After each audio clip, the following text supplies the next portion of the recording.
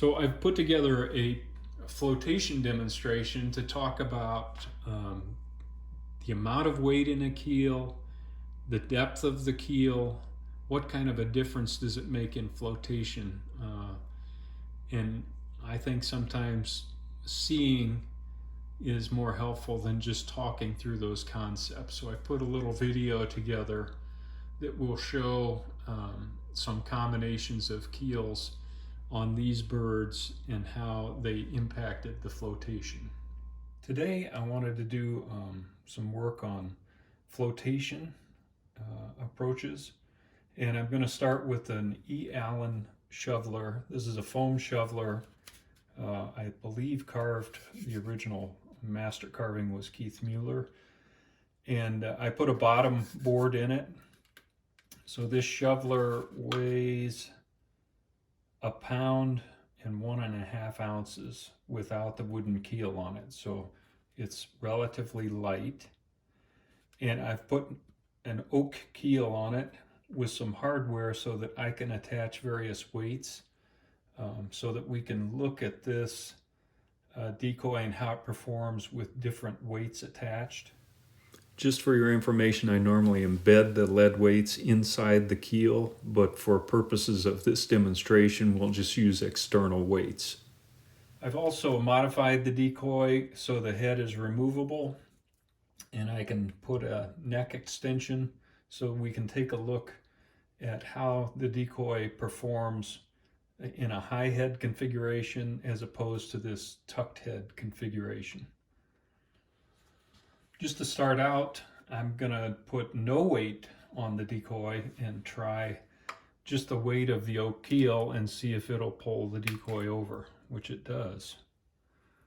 So there are times when you don't have to put any lead weight, particularly when you have a low head configuration and a nice round body and a pretty low profile. It's pretty easy to get the decoy to roll over.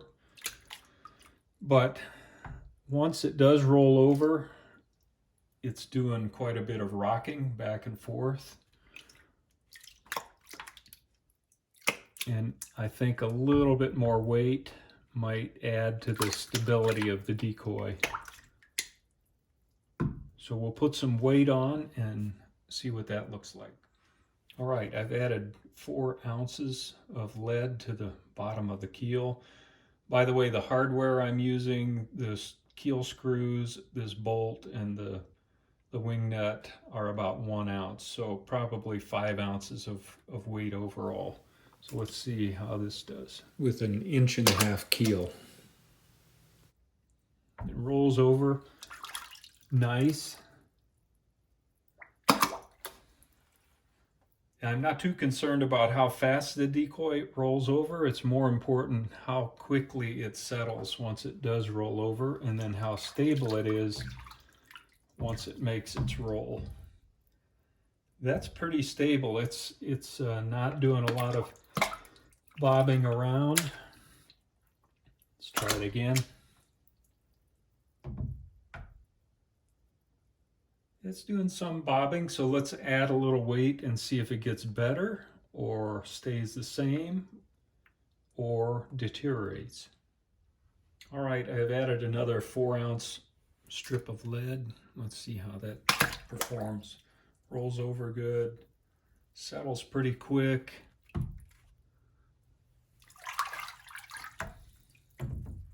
Seems pretty stable. Maybe a little better than the 4 ounces. Tough to tell. And a lot of this is a judgment call. And of course, this is a sink. These are not natural conditions, and the real judge is going to be out in natural conditions in wave and chop and tide and wind. But this gives me a general idea of how the decoy is going to perform. I'm going to add 8 more ounces to really make this keel heavy, and let's see if that makes it better or worse. Okay, now I've got 1 pound of lead in the keel, and let's see what this looks like. rolls over fast. But you can see it has this high frequency rotation. It doesn't settle as fast. You would think if I add more weight, it should settle faster. But for this geometry again, this configuration, this weight of decoy, to me, the 1 pound is too much to make this decoy perform the way I want it to. It just looks a little unnatural. So I think that's a valuable lesson. You can overdo weight and not help yourself. It also makes the decoy super heavy. And if you're carrying a bunch of these in a bag, that makes a difference. Now I want to add the higher head configuration and see if we have to modify the weight to make it perform. Okay, I've modified, put this neck extension on. It's not very pretty, but it serves the purpose for what we're talking about today. And I did take the weights back off because I wanted to show what happens with a higher head. You've got a lot more leverage with this weight this far off the body of the decoy. It's resisting the turning torque that the keel is providing. So there's just not enough weight in the keel to pull this thing over. Even if it did, once it goes over, it's not stable at all. It's gonna bob and weave because this head, the weight of the head is up high.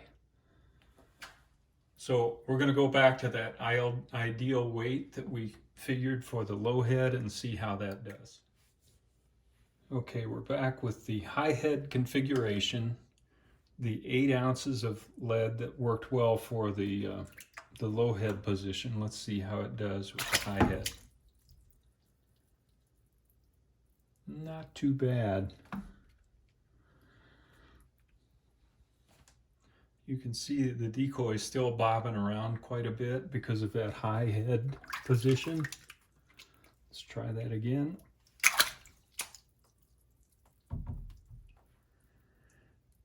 You know, in a tank with calm water, that's not bad. If you're out in rough waves and water, I think that high head is going to have a challenge floating stably.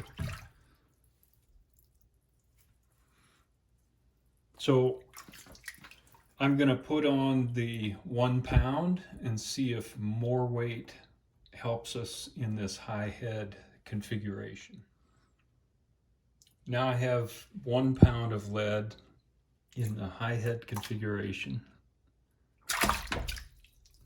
and it goes over quick and it's settled not too bad, but it's still doing quite a bit of bobbing just with the gentle waves that we have in the sink.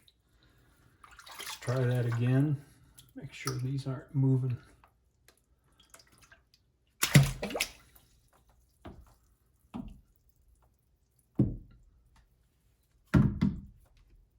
You can see it's riding quite low in the water, and that can be a problem too because you want it to look natural. To me, it's still bobbing. The extra weight hasn't really solved the problem for this particular configuration of shoveler. So I want to try a deeper keel to get the weight lower, and maybe we can reduce the weight with a deeper keel and get better performance. This is a 2 3/4 inch, almost 3 inch deep keel, and that will help us get weight down further. You can see the way I've modified this for this video. You wouldn't have your screws here. I just did that so it makes my attachment points generic between the 2 different keels. They would be embedded out here and hidden. So let's try it with no weight, high head, deeper keel.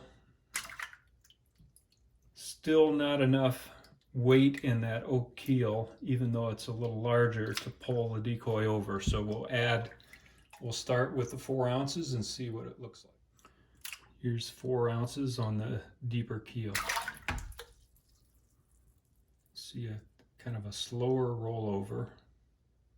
Not bad, settled pretty fast. Let's try that again.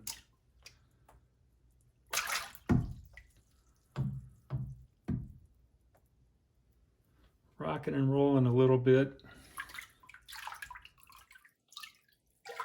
But in general, that's looking pretty good. Better than the shallow keel on the high head configuration. And that's with 4 ounces of weight. Let's add 4 more ounces and see if it helps. Now we have 8 ounces, which was kind of the ideal weight for the low head configuration with the shallow keel. Let's see how it does with the deeper keel. Quicker rollover. Settles pretty good.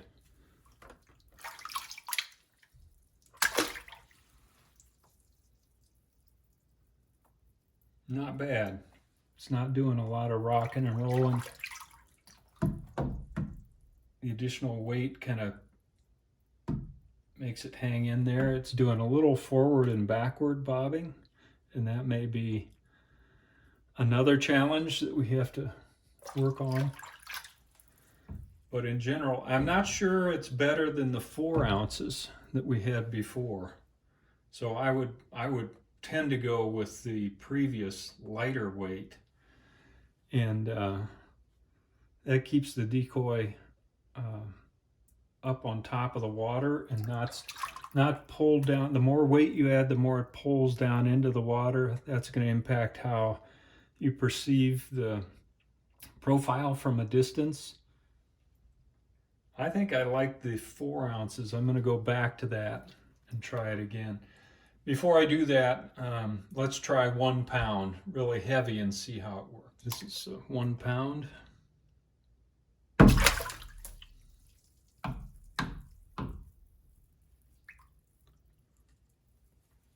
try that again.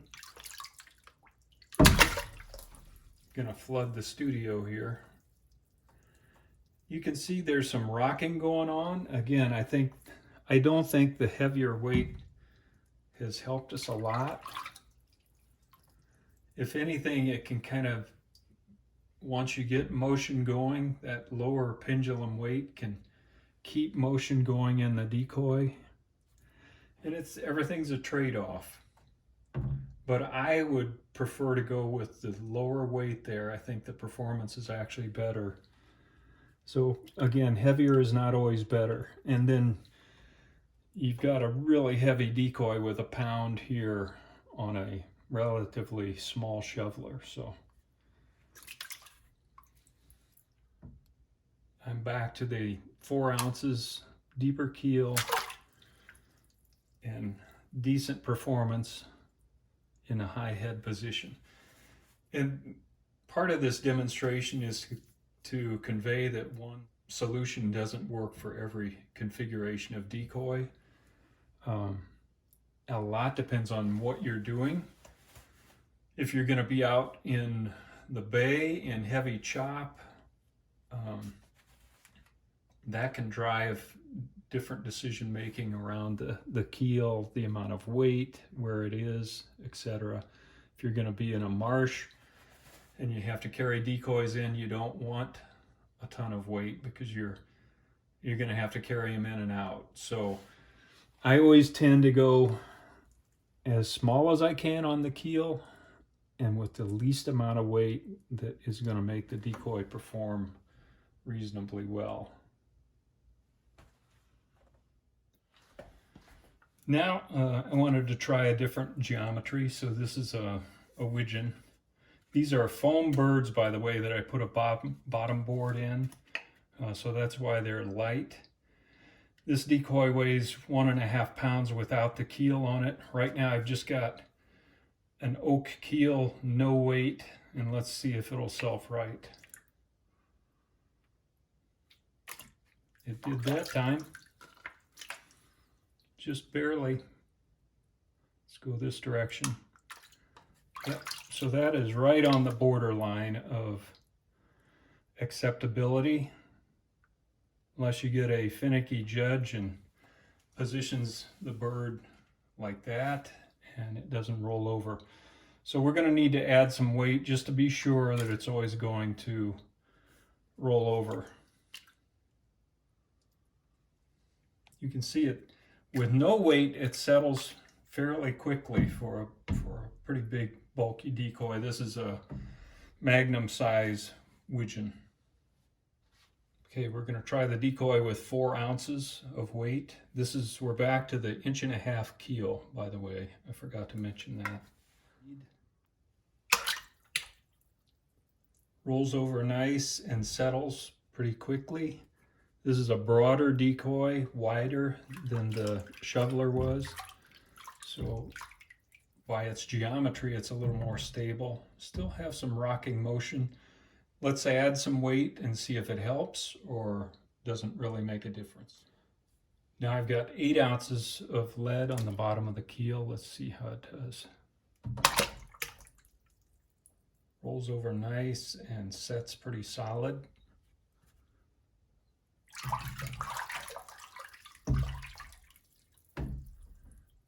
Definitely got some rocking motion, more than I would want in a competition decoy.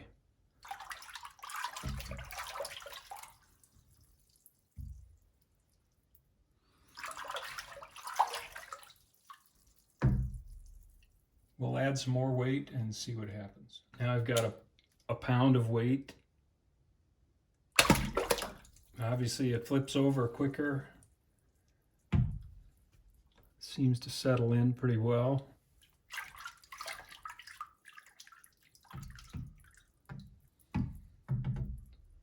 It's doing some bobbing. You know, with that much weight, you're pulling a lot more draft on the decoy, and that is not always a great thing in terms of this bobbing and rocking motion. That's why I like to make my decoys as light as I can and keep the draft as little as possible. And that normally means the minimal amount of weight that's going to do the job and not go overboard.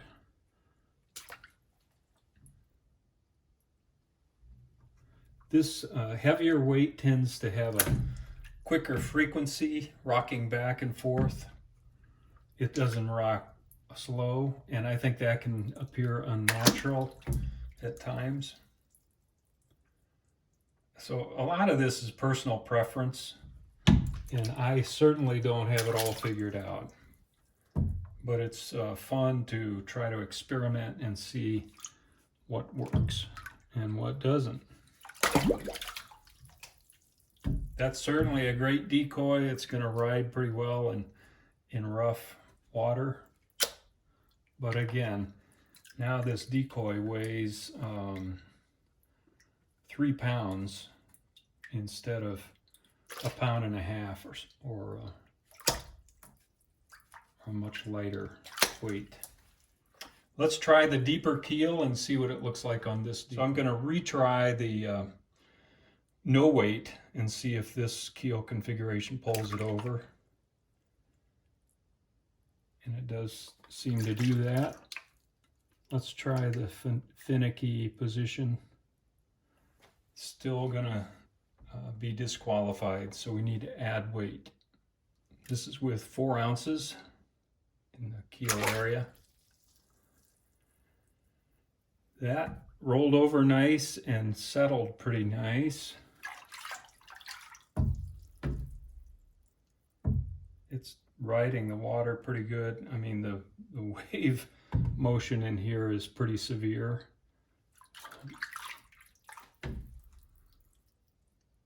Not bad. Seems pretty stable.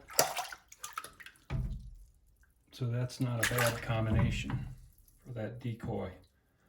Again, you do have to deal with the bigger keel. But if that doesn't bother you, it's probably going to add a little more stability to have that lead deeper in the water. I'm going to try one more test with 1 pound of weight and see what that looks like. Deeper keel with 1 pound of weight. It's obviously going to flip over. it's doing some bobbing. I don't know if you can see that in the video that well.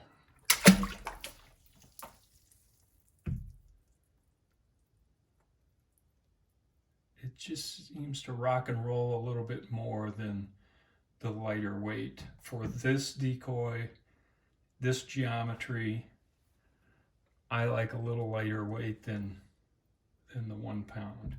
My goal today was just to cover some of the concepts and let you see that visually, including high and low heads and how that impacts things, shallow and deep keel, less and more weight, and I hope that's been helpful. You know, I mentioned the concept of draft in the video, but I wanted to revisit it here because it's critical that your pattern has accounted for enough draft in the wood that you're going to be cutting out. And I normally plan on a 1/2 inch to 3/4 of an inch of draft. And I wanted to reiterate that because as you're adding or reducing weight, you could be changing the draft and you could be impacting the way that the decoy projects on the water, too low or too high. So that's important to keep in mind as you develop your pattern. This picture shows that I've struck a line around the entire circumference of the decoy at the water line. And I use that as I'm going through the final balancing to assure that the decoy is floating level and at the proper depth. There's no listing or nose diving or reared back in an unnatural position. So you want to assure that you have good flotation performance, but also that the attitude is lifelike as it projects on the water. I wanted to show you this hen canvas back because it's a good example of when there's a little bit of a side-to-side balancing issue. And she floats pretty well, but I always put that line all the way around the decoy, and in this particular decoy, for some reason, she's floating a little heavy on this side. It could be the density of the wood is a little heavier on this side. Front to back, good. The tail is in the water the way I want it. However, that little tiny bit of a list is enough of an issue that I want to make an adjustment for it. So I want this side to go a little deeper in the water, raise this side out of the water, and I'll do that by putting a little piece of lead weight on this side. Right now I'm just placing it so that I can take a look and see if it solves the balance issue, but I'll bury that lead inside the bottom board if it works the way I want it. We're right on the line on this side now. I don't know if you can see that very well, but what I really like, particularly on this bird, the tail is in the water, and it's important to me that that lays flat from side to side on the water, right at the water line. And a little bit of a list is enough to really points out that list when the tail is not flat on the water. So I'll make that adjustment for a side-to-side balance issue, and that should take care of it. Some of this just comes down to experience and knowing about how much weight and what kind of keel is going to be needed for a particular pattern. But I hope this has been helpful and good carving to all of you.